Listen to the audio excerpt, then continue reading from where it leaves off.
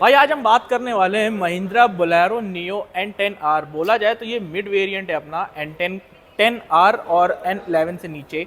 तो यहाँ पर आपको क्या चीज़ें एक्स्ट्रा देखने को मिलती हैं, बहुत सारी चीज़ें कॉस्मेटिक्स चेंजेस हैं, फ्रंट से भी हैं, इंटीरियर से भी है, एक्सटीरियर से भी है। तो उस बारे में आज हम बात करने वाले हैं। प्राइस, माइलेज, फीचर्स, एक एक चीज़ के बारे में डिटेल में बात करेंगे। Well hello guys, welcome back to the channel. तो चलिए इस वीडियो को शुरू करते हैं। सबसे पहले बात करते हैं इसके की फोब से। तो यहाँ पर भाई अगर आप देखते हो तो महिंद्रा का लोगो मिल जाता है। एक तरफ आपको की बटन्स मिलते हैं, एक तरफ बटन्स नहीं मिलते हैं। और जो महिंद्रा है फ्लिप की यूज़ करता है अपनी बोलेरो नियो में। फ्रंट से यार इस गाड़ी को देखते हो तो बहुत शानदार लगती है। पहली चीज़, पुरानी वाली से नई वाली में आपको ग्रिल जो है चेंज देखने को मिलती है। हल्का सा क्रोम का ट्रीटमेंट है, बहुत शानदार। यहाँ पर आपको महिंद्रा का जो लोगो है 3D क्रोम में देखने को मिलता है। और फ्रंट में आपको बम्पर मिल जाती है। पार्सल ट्रे वगैरह यहाँ पे देखने को आपको नहीं मिलती है। सॉरी, स्किड प्लेटिंग जो है वो यहाँ पे नहीं करी गई है। हैलोजन में हेडलाइट्स है, यहाँ पे आपको DRLs भी देखने को मिल जाती हैं। लुक वाइज फ्रंट से काफ़ी ज़्यादा बॉस वाली फीलिंग आपको देखने को मिलती है यहाँ पे। अगर आप साइड बॉडी प्रोफाइल से एलॉय व्हील्स की बात करते हैं तो N11 में जो एलॉय व्हील्स है वो चेंज है, लेकिन N10R में या N10 के किसी भी वेरिएंट पे आपको सेम एलॉय व्हील देखने को मिलता है जैसे पुराना मिलता था। और यहाँ पर 215 75 R16 16 इंचेस के आपको टायर, 16 इंचेस के एलॉय व्हील्स, महिंद्रा का बीच में लोगो, फ्रंट में आपको डिस्क ब्रेक्स देखने को मिल जाती हैं। क्लैडिंग्स की अगर आप बात करते हो तो यहाँ पर क्लैडिंग्स जो है नॉन कलर कोटेड में मिलती हैं। सस्पेंशन काफ़ी रफ एंड टफ आपको यहाँ पे देखने को मिलता है। फेंडर पे आपको इंडिकेटर्स मिल जाते हैं। ORVMs पे कोई भी इंडिकेटर देखने को नहीं मिलते हैं। और रही बात कीलेस एंट्री की, तो इस गाड़ी में कीलेस एंट्री नहीं आती है। 160 mm का ग्राउंड क्लियरेंस मिल जाता है। और यहाँ पर अगर आप देखते हो तो फुट स्टेप्स मिल जाते हैं कि आप पैर रख के गाड़ी के अंदर ईजिली जा सको। 2680 mm का व्हील बेस मिल जाता है। और यहाँ पर मिल जाता है फ्यूल टैंक, जो कि देखा जाए इसका कटआउट बहुत ज़्यादा बड़ा है। 50 लीटर्स की आपको फ्यूल टैंक कैपेसिटी मिल जाती है। और पीछे जो है ड्रम ब्रेक्स का यूज़ किया गया है। फ्रंट में डिस्क मिलती है और पीछे आपको ड्रम ब्रेक्स देखने को मिल जाती हैं। तो यहाँ पे पीछे से अगर आप देखते हो तो यहाँ पर बोलेरो नियो की जो बैजिंग मिलती है 3D क्रोम में देखने को मिलती है। जो नियो की स्टिकरिंग है काफ़ी शार्प डिज़ाइन में, काफ़ी लुक में बेहतरीन लगती है। और ये जितने भी आपको डोर हैंडल्स हैं, चाहे गेट के हों चाहे पीछे वाले डोर्स के हों, ये नॉन कलर कोटेड में मिलते हैं। यहाँ पर काफ़ी शानदार सा बॉडी कलर में आपको स्टेपनी का कवर मिलता है, महिंद्रा का लोगो क्रोम में। बोलेरो की जो बैजिंग है ये बॉडी कलर में देखने को मिलती है। और N10 की बैजिंग आपको यहाँ पे देखने को मिल जाती है। हालांकि R की जो बैजिंग है वो इसमें नहीं मिलती है, लेकिन ये N10R वाला वेरिएंट है। और पीछे वाइपर है और यहाँ पर देख सकते हो आपको वॉशर भी देखने को मिल जाता है। डीफॉगर भी इसमें दे दिया गया है।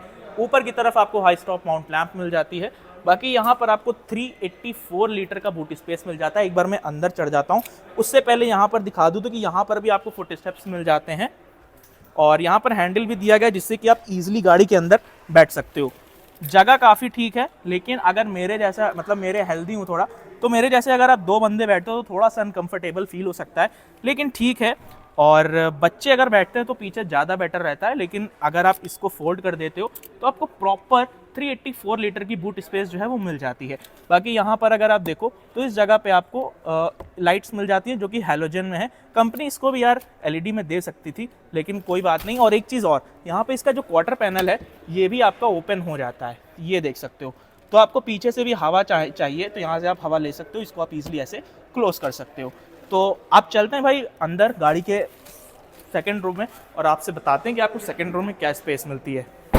तो चलते हैं यहाँ पे इस तरफ से बात करते हैं। तो इसके जो डोर ट्रिम्स हैं, पहली चीज़ तो यार डोर जो है इसके 90 डिग्री ओपन नहीं होते हैं, तो ये थोड़ा सा बेकार लगता है क्योंकि जगह बहुत ज़्यादा कम है। आप यार भाई एक बार जगह दिखा दो, यहाँ पे जगह देख सकते हो, जगह बहुत ज़्यादा कम है यार कि अगर मोटा आदमी बैठता है तो उसको पैर रखने में थोड़ी सी प्रॉब्लम हो सकती है। और आगे वाली सीट भी एकदम पीछे नहीं है। यहाँ पर भाई अगर आप देखते हो तो ये फिनिशिंग आपको ये सारी हार्ड प्लास्टिक में दी गई है। यहाँ पर विंडोज़ के जो बटन्स मिल जाते हैं ये नॉन कलर कोटेड में मिलता है। हल्का सा यहाँ पर आपको सैटिन फिनिश, बॉटल होल्डर और स्पीकर्स मिल जाते हैं। एक बार अंदर बैठता हूँ भाई, तो ये देख सकते हो स्पेस यार ठीक है यार, स्पेस देखने में लग रहा था लेकिन स्पेस काफ़ी बढ़िया है। यहाँ पर अगर आप देखते हो तो यहाँ पे पॉकेट्स मिल जाती हैं आपको इस जगह पे। और बीच में देखा जाए तो गाड़ी में हम्प भी नहीं है। मैं एक बार इधर शिफ्ट हो जाता हूँ। यहाँ पर बीच में यार हम्प नहीं है और बहुत, मतलब सोचा जाए तो काफ़ी बढ़िया स्पेस मिलती है। बीच में भी बंदा आराम से बैठ सकता है। और यहाँ पर आपको आर्मरेस्ट भी देखने को मिल जाता है। एक बार मैं आर्मरेस्ट निकाल लूँ। यहाँ पर आपको आर्मरेस्ट मिल जाता है। तो जो आर्मरेस्ट में बॉटल होल्डर या कुछ मिलता था, इसमें कुछ नहीं है, आपको सिर्फ हाथ रखने के लिए है। और 3 बंदे इस गाड़ी में आराम से बैठ सकते हैं। ये आप लोगों को पता है भाई, गांव देहात में एक बोलेरो हो गई और एक बोलेरो नियो हो गई, ये काफ़ी ज़्यादा यार बढ़िया देखने को मिलती है। हालांकि इंजन इतना बढ़िया नहीं है, लेकिन टॉर्क इंजन में काफ़ी अच्छा मिलता है। माइलेज भी आपको काफ़ी शानदार मिल जाती है। हेडरूम भी काफ़ी ठीक ठाक मिल जाता है। 6 फीट का बंदा बैठता है तो थोड़ी सी स्पेस बचती है, लेकिन 6 फीट का ही बंदा इस गाड़ी में आराम से बैठ सकता है। अब चलते हैं भाई आगे की तरफ। आगे आपको बताते हैं कि स्टीयरिंग में यार इंफोटेनमेंट स्क्रीन में क्या चेंजेस हुए हैं, उस बारे में हम लोग बात करते हैं।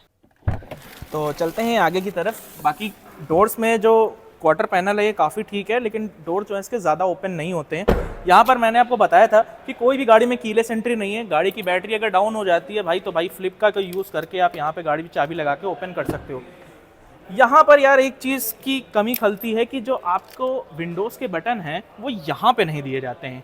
थार में जैसे बटन आते हैं गियर के पीछे, तो वही चीज़ आपको बोलेरो नियो में भी देखने को मिलती है।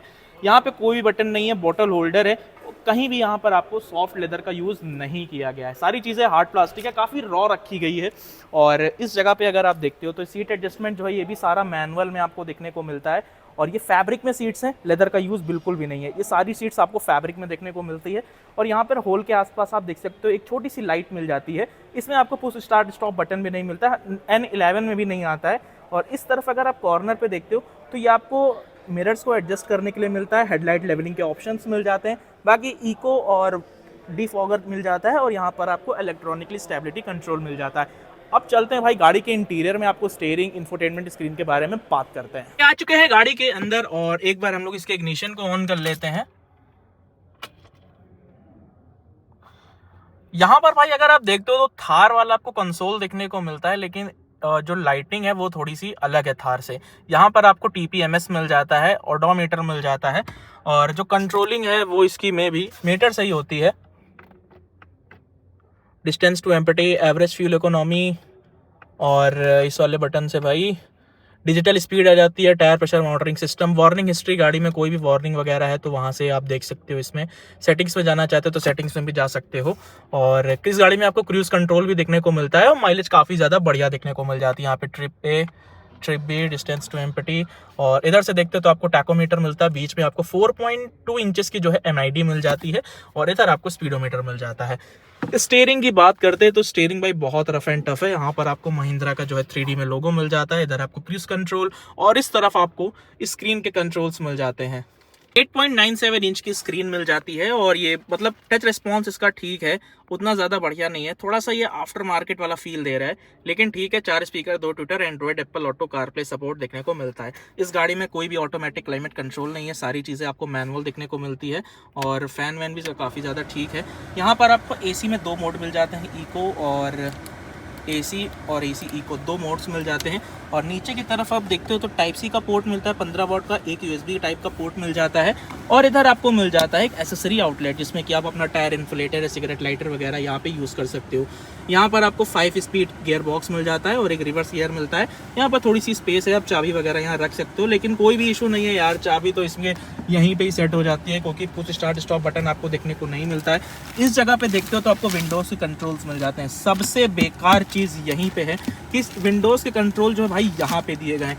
कंपनी को यहीं पे देने चाहिए थे तो लुक्स में काफ़ी ज़्यादा कूल लगता। यहाँ पर एक आर्मरेस्ट दे देते, बॉटल होल्डर दिए हैं तो यार एक गहरा है, 2 छोटे हैं, ये कप होल्डर्स हैं, ये बॉटल होल्डर है, हैंड ब्रेक मैनुअल है। आर्मरेस्ट यहाँ पे थोड़ा सा देना चाहिए था। बाकी अगर मैं ग्लव बॉक्स के बारे में बात करता हूँ तो ग्लव बॉक्स में भी आपको काफ़ी अच्छी स्पेस मिल जाती है और डुअल टोन में इंटीरियर है। यहाँ पर अगर आप देखते हो तो यहाँ पर हल्का सा चॉकलेटी है, यहाँ पर आपको हार्ड प्लास्टिक मिल जाता है। और इधर अगर आप देखते हो तो यहाँ पर थोड़ी सी स्पेस छूटी हुई है कि आप आफ्टर मार्केट कुछ लगवाना चाहते हो स्पीकर वगैरह तो यहाँ पे लग जाएगा। बाकी इधर से बात करते हैं तो यहाँ पर आपको टिकट होल्डर है। अब ये देखते हैं भाई कि एक्सटेंड होता है कि नहीं, तो भाई एक्सटेंडेबल जो है नहीं मिलता है। और उस साइड अगर आप देखते हो तो उस साइड आपको एक वैनिटी मिरर देखने को मिल जाता है, बट वैनिटी लाइट्स नहीं है। IRVM जो है नॉर्मल सा है, कोई भी ऑटो डिमिंग IRVM में नहीं मिलता है। हेलोजन में ही लाइट्स मिल जाती हैं।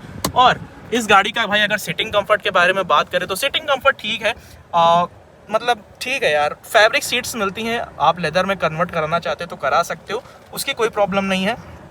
बाकी सेफ्टी वगैरह देखा जाए तो 1 स्टार रेटिंग आ जाती है। 2 एयर बैग गाड़ी में मिल जाते हैं और थोड़े बहुत इलेक्ट्रॉनिक्स देखने को मिल जाते हैं। इस गाड़ी में कोई भी एडास वगैरह नहीं है, ये गाड़ी अपने आप में ही चलता फिरता शमशान है, तो आप इसको ये समझ लो। और मीटर कंसोल वगैरह आप देख ही सकते हो, डैशबोर्ड काफ़ी ज़्यादा प्रीमियम क्वालिटी का लगता है प्राइस पॉइंट के हिसाब से। सिर्फ और सिर्फ 11,70,000 रुपये के आसपास ऑन रोड कीमत पे आपको ये गाड़ी मिल जाती है N10R। और N11 12,10,000 के आसपास मिलती है, जो कि टॉप मॉडल है इसका। उसकी मैंने वीडियो डाल रखी है, तो आप चैनल पे जाके देख सकते हो। यहाँ से एक बार यार इसका बोनट को ओपन कर लेते हैं इस जगह से। यहाँ पे भाई बोनट का स्विच मिल जाता है, बोनट ओपन करते हैं और यहाँ पर सारी चीज़ें मैंने आपको बता ही दी। कंफर्ट वगैरह कैसा है, थाई सपोर्ट भी इसका काफ़ी ज़्यादा बढ़िया आपको देखने को मिल जाता है। एक बार बाहर चलते हैं और बात करते हैं इसकी इंजन स्पेक्स के बारे में। तो बात करते हैं अब इंजन स्पेक्स के बारे में, देखते हैं भाई बोलेरो नियो N10R में क्या इंजन मिलता है। बोनट तो यार थोड़ा सा हैवी देखने को मिलता है, एक बार यार इसको मैं ज़रा लगा लूँ। इसमें आपको मिल जाता है 1493 सीसी का इंजन, जो कि 98 bhp की पावर और 260 न्यूटन मीटर का टॉर्क निकाल के देता है। हालांकि महिंद्रा ने इसमें 3 सिलेंडर इंजन दिया है, आखिर क्यों दिया है भाई वो चीज़ तो यार नहीं बता सकते। 3 सिलेंडर इंजन है और टर्बोचार्ज इंजन मिल जाता है। माइलेज जो है आपको काफ़ी बढ़िया निकाल के देता है, 17 to 18 kmpl की माइलेज जो है कंपनी क्लेम करती है। यहाँ पर आपको इंसुलेशन मिल जाता है, जिससे इंजन की जो नॉइस है वो बाहर बहुत कम आती है और काफ़ी शानदार लुक्स में ये दिखने को मिलती है। अब भाई बोनट को बंद करते हैं और बात करते हैं इस गाड़ी के प्राइसिंग के बारे में। तो भाई ये थी अपनी महिंद्रा की बोलेरो नियो N10R, जो कि मिड वेरिएंट आप इसको बोल सकते हो। और यहाँ पर ये काफ़ी वैल्यू फॉर मनी आप लोगों के लिए होने वाली है। सबसे पहले यार इसमें फीचर्स के बारे में बात करें तो नई स्क्रीन आ चुकी है 8.97 इंचेस की, 4 स्पीकर 2 ट्विटर देखने को मिल जाते हैं। मुझे थोड़ा सा ऑड लगा कि जो इसके विंडोज़ के कंट्रोल्स हैं वो आपको नीचे मिलते हैं हैंड ब्रेक के पास। तो भाई वो अगर विंडोज़ पे यानी गेट पे ही रहते तो वो ज़्यादा बेटर रहता। बाकी इंजन वगैरह ठीक है गाड़ी का, माइलेज आपको काफ़ी ज़्यादा शानदार निकाल के देती है। अब बात करते हैं इस प्राइसिंग के बारे में, तो N10R की एक्स शोरूम प्राइस पड़ती है आपको 9,80,000 रुपये और इसकी ऑन रोड प्राइस पड़ती है 11,62,000 रुपये कियन मोटर्स अंसल लखनऊ में। भाई ये वीडियो आपको कैसी लगी कमेंट करके जरूर बताइएगा। इंस्टा फेसबुक मेरा पेज है, आप वहाँ पे मुझे फॉलो कर सकते हो। मिलते हैं दोस्तों नई गाड़ी को लेकर नेक्स्ट वीडियो में, तब तक के लिए गुड बाय, जय हिंद दोस्तों।